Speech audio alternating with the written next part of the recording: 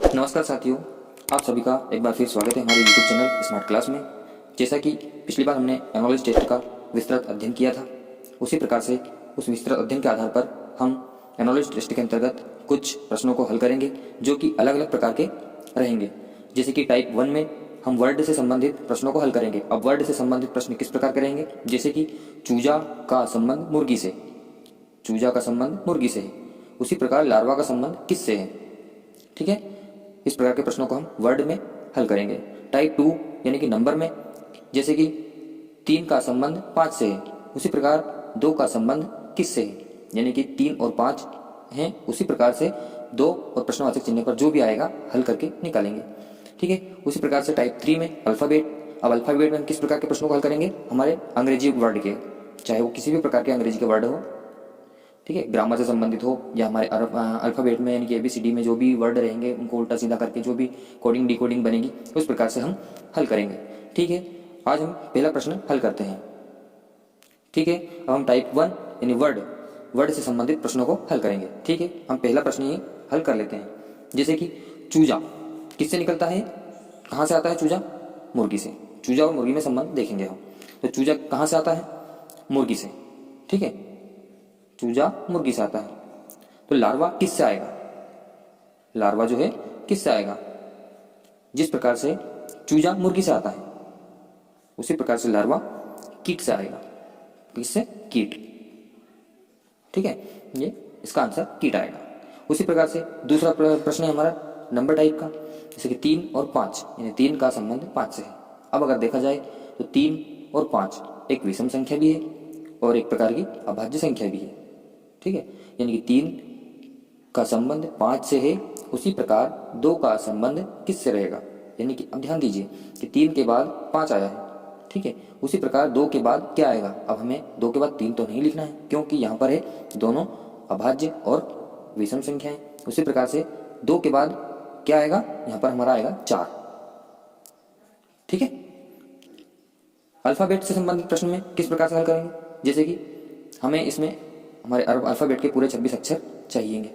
मैं अभी आगे लिख के बता दूंगा और नहीं भी लिखूं तो आप लिख लेना, ठीक है। मैं पहला प्रश्न हल करता हूं जो उदाहरण में दिया है। जैसे कि यहाँ पर ABC का संबंध ZYX से संबंधित है, ठीक है। उसी प्रकार CBA का संबंध किससे है, ठीक है। अब हमें यहाँ पर लॉजिक लगाना है क्योंकि एनालॉजी पूरी लॉजिक पर ही चलती है, ठीक है। अब हमें लॉजिक ये लगाना है कि जैसे कि ये इसको और हम इसको देखेंगे, ठीक है। जैसे कि यहाँ पर हमारे पूरा सीधा क्रम लिखा हुआ है ABC, ठीक है। उसके बाद यहाँ पर क्या लिखा है, CBA, यानी कि पहले का उल्टा, पहले का उल्टा ABC, उसी प्रकार से CBA, ठीक है। तो इस प्रकार से ZYX का क्या आएगा, ZYX का आएगा XYZ, ठीक है। इस प्रकार से हमें एनालिसिस टेस्ट में यानी कि रीजनिंग के अंतर्गत सिर्फ लॉजिक ही लगाने हैं क्योंकि रीजनिंग जो है लॉजिक पर ही चलती है। चलिए हमारा पहला प्रश्न है शराब, अंगूर, उसी प्रकार विस्की और प्रश्नवाचक चिन्ह, यानी कि शराब का संबंध अंगूर से है, उसी प्रकार विस्की का संबंध किससे है, यानी कि शराब जो बनती है उसमें अंगूर का उपयोग किया जाता है, उसी प्रकार से विस्की बनाने में किसका उपयोग किया जाता है। तो देखिए हमारे सामने सेब, संतरा, आलू, जई। तो सेब का उपयोग नहीं किया जाता, संतरे का भी उपयोग नहीं किया जाता, आलू का भी उपयोग नहीं किया जाता, लेकिन जई का उपयोग किया जाता है। विस्की बनाने में जई का उपयोग किया जाता है, ठीक है। जई एक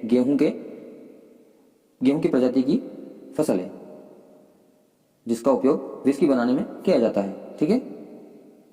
हमारा दूसरा प्रश्न है कि जीत का संबंध आनंद से है। इन दो बिंदुओं का मतलब है का संबंध, ठीक है, देखिए और देखिए, जीत का संबंध आनंद, उसी प्रकार इन 4 बिंदुओं का मतलब है उसी प्रकार, यानी कि जिस प्रकार इन दोनों का संबंध है उसी प्रकार इन दोनों का संबंध बनना चाहिए, ठीक है। तो जीत का संबंध आनंद से, उसी प्रकार प्रश्नवाचक चिन्ह यानी किसका संबंध दुख से, ठीक है। जीत का संबंध आनंद से है, उसी प्रकार किसका संबंध दुख से है। तो जब कब हमें दुख होता है इन चारों में से, हार, निराशा, विषाद में या चीख। तो जब हमें हार होती है तब हमें दुख होता है, ठीक है।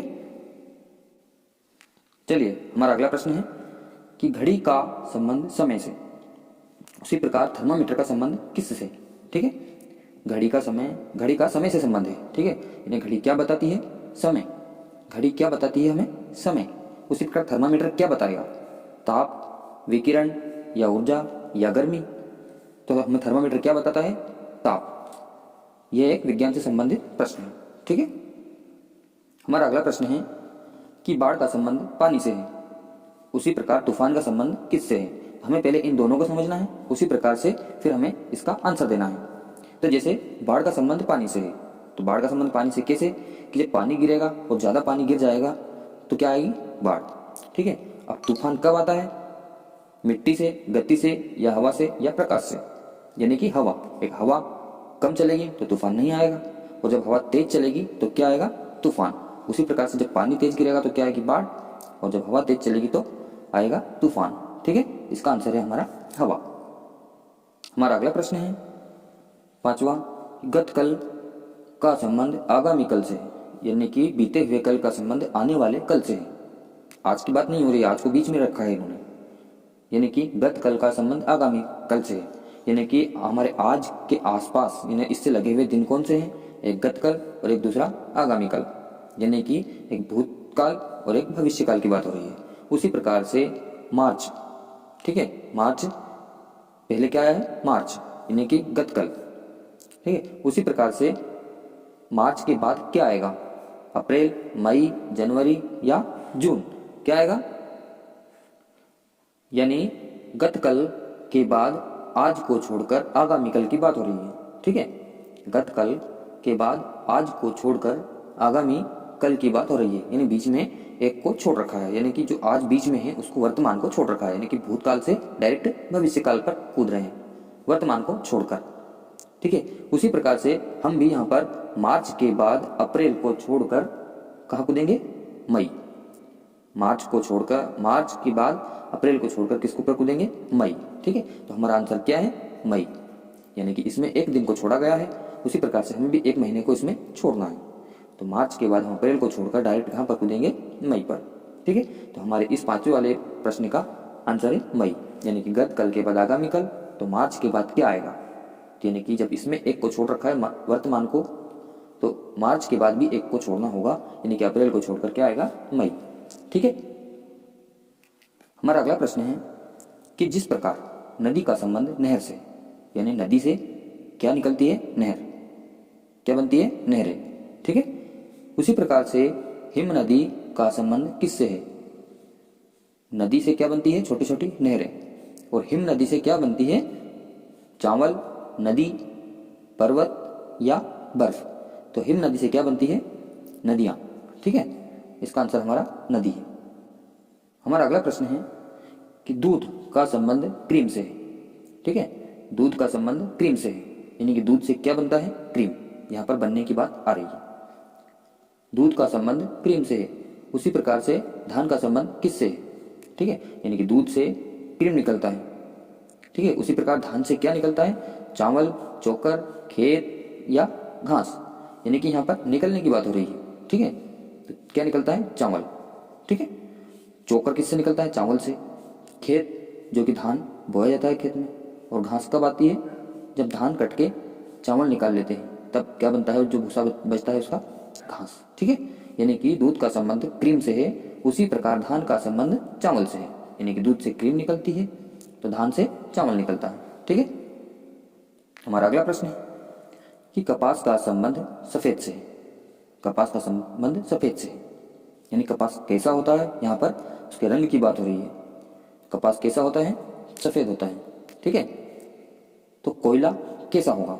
ठीक है, यहाँ पर उसके रंग की बात हो रही है, तो कपास सफेद है, उसी प्रकार कोयला आग, खदान, काला या लकड़ी। ठीक है, तो जब कपास हमारा सफेद है तो कोयला कैसा रहेगा? काला, उसके रंग की बात हो रही है। ठीक है, अगला प्रश्न है हमारा अगला प्रश्न है कि जिस प्रकार थर्मामीटर का संबंध तापमान से है। किससे? थर्मामीटर का संबंध तापमान से, यानी कि यहाँ पर थर्मामीटर क्या बता रहा है हमें? तापमान। क्या बता रहा है? तापमान, यानी कि थर्मामीटर का काम बता रहा है यहाँ पर तापमान बताना। ठीक है, थर्मामीटर का काम क्या है? तापमान बताना। उसी प्रकार से लेक्टोमीटर का काम क्या है? ठीक है, जिस प्रकार थर्मामीटर का काम है तापमान बताना, उसी प्रकार से इलेक्ट्रोमीटर का काम क्या है? तो इलेक्ट्रोमीटर का काम दही की शुद्धता नहीं है, दूध की शुद्धता या जल की शुद्धता या वायुदाब। तो इलेक्ट्रोमीटर का काम क्या है? इलेक्ट्रोमीटर का काम है दूध की शुद्धता मापना। ठीक है, जिस प्रकार थर्मामीटर का काम तापमान बताना, उसी प्रकार से इलेक्ट्रोमीटर का काम है दूध की शुद्धता बताना।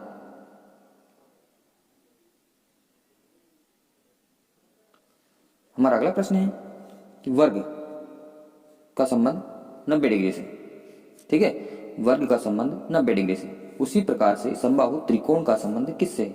ठीक है, जैसे कि वर्ग में सभी कोण 90 डिग्री के होते हैं। ठीक है, हमारा अगला प्रश्न है कि वर्ग का संबंध 90 डिग्री से।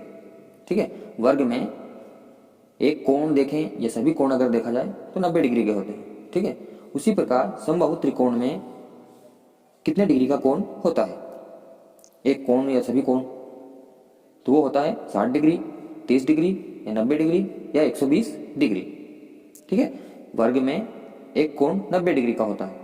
उसी प्रकार से समबाहु त्रिकोण में कितने डिग्री का कोण होता है? तो वो होता है 60 डिग्री का। ठीक है, 60 डिग्री का। तो हमारा इसका आंसर है 60 डिग्री। क्या आएगा? 60 डिग्री। जिस प्रकार से वर्ग में एक कोण या सभी कोण अगर देखा जाए तो 90 डिग्री के होते हैं, उसी प्रकार से समबाहु त्रिकोण में एक कोण 60 डिग्री का होता है। ना तो उसमें 30 डिग्री का कोण होता है, ना 90 डिग्री का, और ना ही 120 डिग्री का।